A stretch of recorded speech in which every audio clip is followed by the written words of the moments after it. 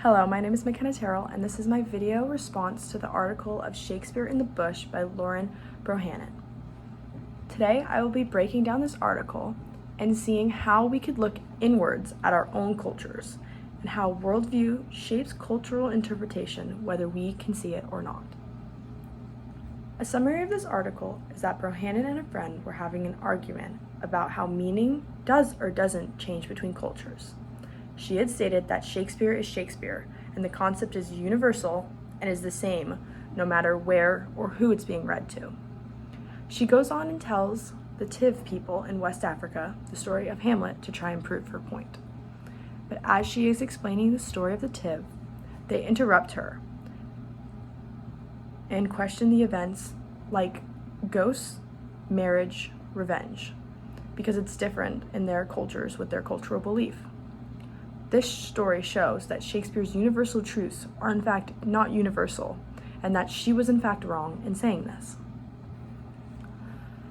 The Tiv worldview shaped their interpretations, so things like ghosts were seen as omen or witchcrafts, and things like quick remarriage were considered proper, not suspicious. Revenge was justified differently, even if it seems strange to us.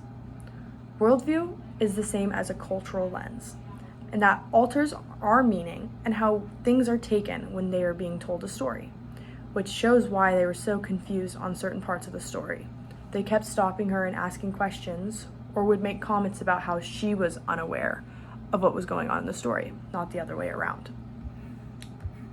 She assumed that Shakespeare's themes were universally understood, but that was not the case. It created confusion and irritation for both her and the Tiv. By her assuming that they knew the concepts of the story, it made it more difficult for them to understand the story itself. This shows that her expectations that Western literature were universal truths was incorrect.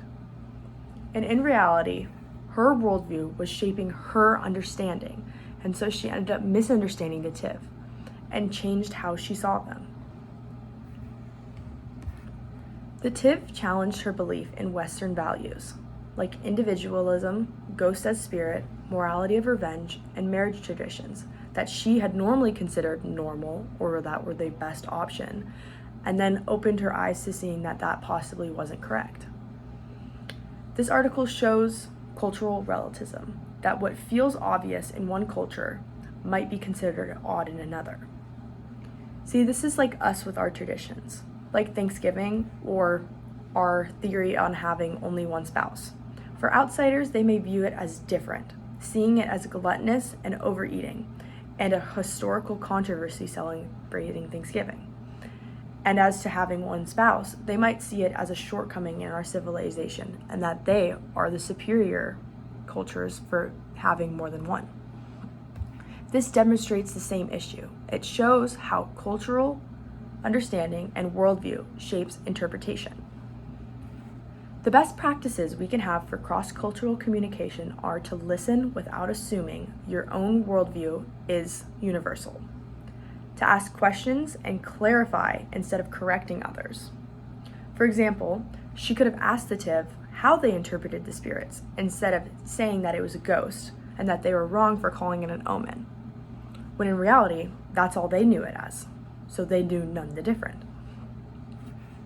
A personal experience I've had with cultural misunderstanding is when, during time of Thanksgiving, my family and I had recently brought over my now sister Beatrice from Haiti that we had recently adopted.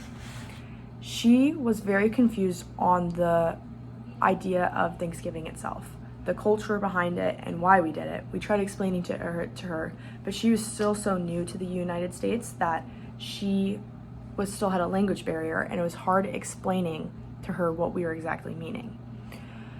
She got a little bit of the gist of it, and she wanted to be included in the process, so she made her own food. And that food ended up being some sort of soup that had lots of chicken feet and chicken bones in it. Now, most of my family and I were very confused as to why she had this one, but to her, this was a celebrational soup. This was something that they look forward to, and in her family and her culture, this is something everyone had. I was a little skeptical at times, or at the beginning, but then I ended up trying it, and it was delicious. And I think this just kind of shows a little bit of how it's a misunderstanding sometimes amongst different cultures, because not everyone has the same way of viewing things, and not everyone has the same wording on how they use it, like spirits or omens, and only having one spouse or having multiple. But in the end, it was such a great Thanksgiving, and it was fun to learn more about her culture and how she saw things differently. So in conclusion, I think the most significant lesson of this is that cultural meaning is not universal. Effective intercultural communication requires humanity, open-mindedness, and respect for different perspectives. This is reference to Brohannon L. 1966, Shakespeare in the Bush, by Natural History. Thank you. Have a good rest of your day.